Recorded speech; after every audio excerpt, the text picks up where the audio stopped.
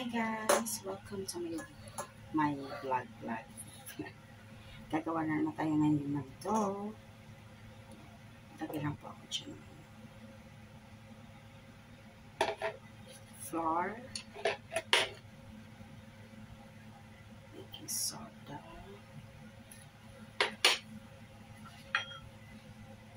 Yes.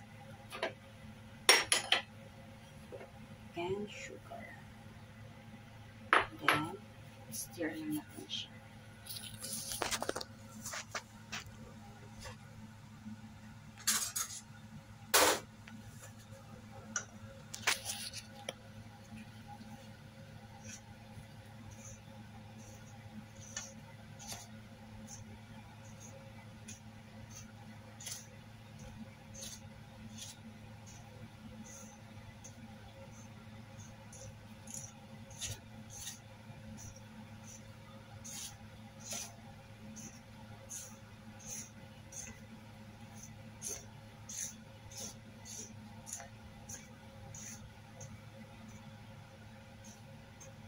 Tapos nga, lagyan natin siya ng ginamit ko lang guys is evaporated milk kasi para mas tasty talaga siya.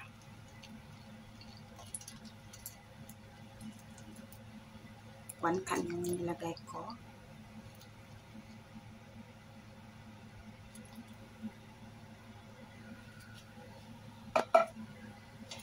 Then, stir natin siya.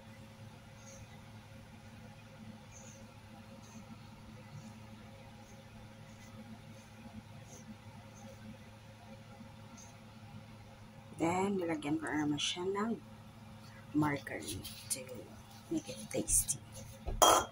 Kasi yung margarine parang nag-aano siya ng taste dito sa dough. So, ito kaya ito yung ginagamit ko instead of butter. Masahin lang siya guys. Then, tapos natin siya mamasa. Set aside lang natin siya ng 1 hour. Feeling naman guys, gagawa lang ako ng wala siya ng brown sugar. Kakaramelize lang natin ito siya guys. Kasi dalawang klase ng brown sugar yung ginamit ko. Ito, tsaka ito. Tapos, mag-ano tayo ng coconut. Secreted coconut.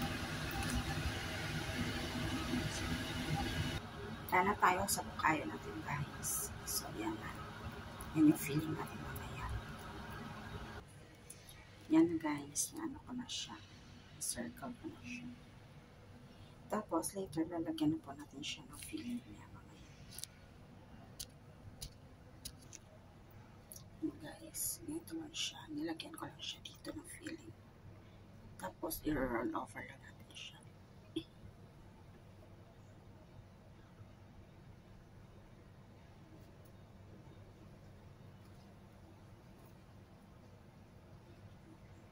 Tapos, i-close lang natin siya, guys. Ito siya. Tapos, ito siya. Ito.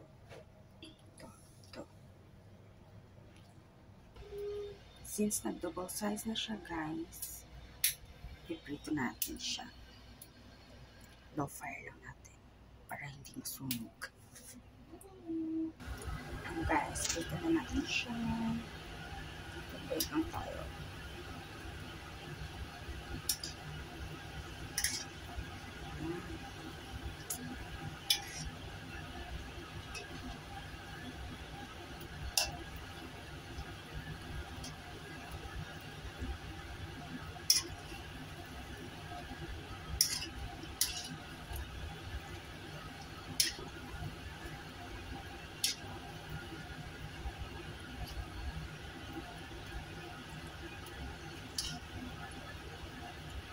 Actually guys, pwede mo siyang pritohin, pwede mo rin siya ay i-bake sa oven.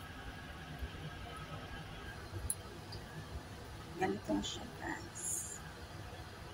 Hindi na siya lagyan ng white sugar. Para kung gusto nyo talagang matamis. Pero kasi ito yung feeling, matamis na siya. So, yung iba, ayaw na nila ng sugar. Thank you guys for watching. Follow for more.